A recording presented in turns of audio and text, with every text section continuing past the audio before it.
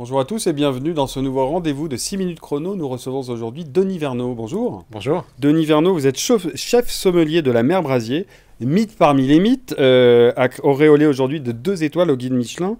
Alors du 6 au 13 novembre, la Mer Brasier participe avec une dizaine d'autres restaurants double et triple étoilés à la première édition de la Porto Week qui est organisée par le syndicat des grandes marques de Porto et l'Union de la sommellerie française.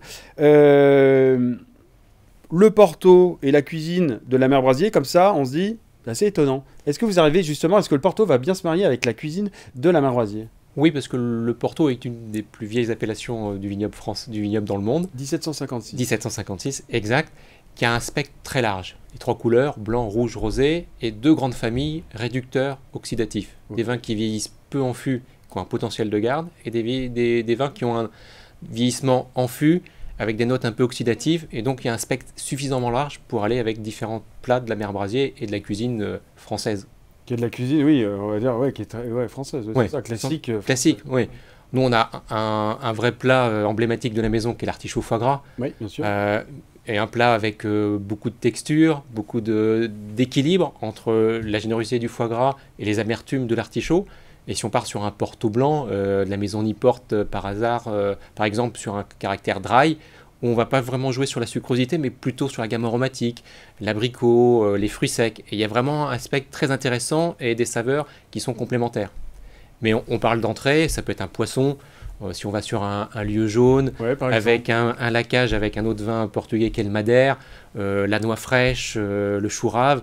Là, on peut aller sur un Porto blanc qu'on connaît moins, les Porto blancs oxydatifs, la maison d'Alva, sur un millésime 2007. On peut partir sur une viande, le pigeon de Bresse, on connaît beaucoup la volaille de Bresse, oui, mais il y a un joli pigeon de Bresse, la maison Miral, il y a le côté sanguin, il y a une texture intéressante, et là, on va aller sur les Porto rouges, plutôt de type LBV, comme un millésime 2017, la maison Quinta de Noval, très jolie.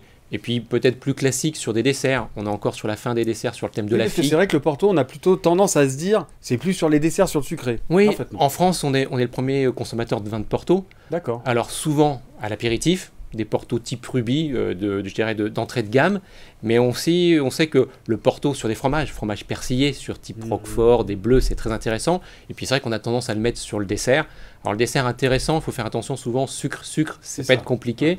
Alors là, on va plutôt être des Porto rouges oxydatifs, ce qu'on appelle des tonies.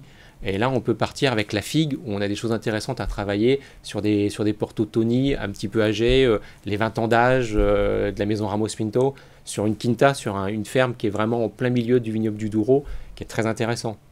Bon, en tout cas, c'est vrai que ça nous met l'eau à la bouche, et c'est vrai que tous les exemples que vous venez de donner, voilà, on est en France, on pense plutôt à nos vins rouges classiques, j'allais dire, à nos vins blancs.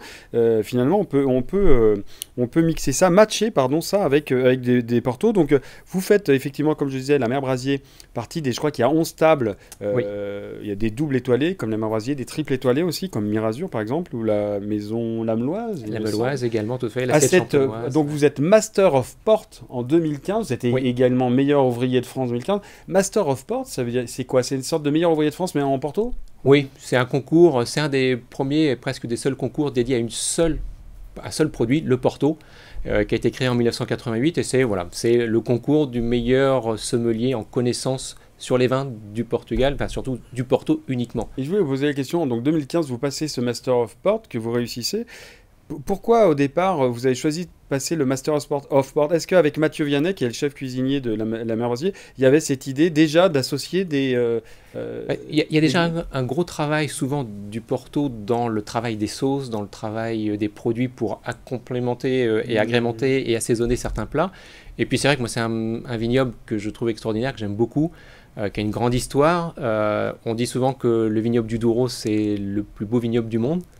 Alors j'en ai visité quelques-uns, en France on a de très beaux vignobles, à l'étranger aussi, mais c'est vrai que c'est un vignoble exceptionnel qui est vraiment très intéressant. Et puis le Portugal, il y a plein de choses, il y a une reconnaissance du monde des vins, il y a une histoire, une identité, il y a des hommes, il y a une culture, il y a beaucoup de choses qui sont très très intéressantes. Vous en parliez un peu tout à l'heure, donc il y a les oxydatifs et les réducteurs. Oui. Finalement, basiquement, comment ça se vinifie le Porto? Le Porto, c'est ce qu'on appelle un vin muté, c'est-à-dire que pratiquement au début de la fermentation alcoolique, on va stopper cette fermentation en ajoutant de l'eau de vie, une eau de vie neutre à 77 degrés. Et une fois qu'on a cette base, en fonction des récoltes, on va soit avoir des portos, ce qu'on appelle rubis, donc les réducteurs, ceux qui vont vieillir le moins de temps possible dans les fûts, des vins qui ont une couleur rubis rouge, qui sont sur des gammes plutôt sur des fruits frais, et qui ont des tanins, des matières très proches des vins. On fait les premiers vins d'entrée de gamme, les rubis classiques, et on fait ce qui a fait la grande renommée des vins de Porto, les vintage. Et puis après, on a des vins, ce qu'on appelle oxydatifs, ce qu'on appelle les toniques, qui ont cette couleur un peu fauve, qui eux vont vieillir dans des fûts particuliers, ce qu'on appelle des pipas, des fûts très allongés. On va avoir le plus grand contact d'oxygène au niveau de ces vins, et eux vont vieillir et vont avoir ces notes un peu de figue, un peu de rancio, de tabac blond, ces notes un peu caramel, un peu pâtissier.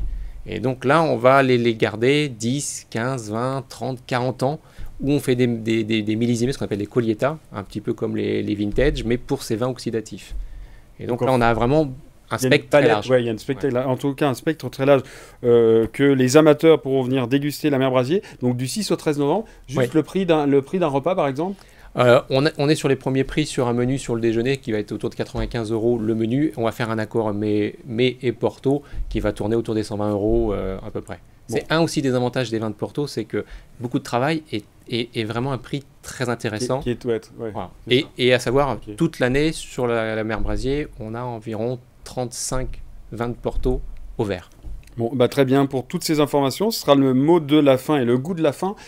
Pour plus d'informations, notamment sur ces repas organisés pendant la Porto Week à la Mère Brasier, c'est www.lyoncapital.fr. Merci beaucoup, à très bientôt. Au revoir. Au revoir.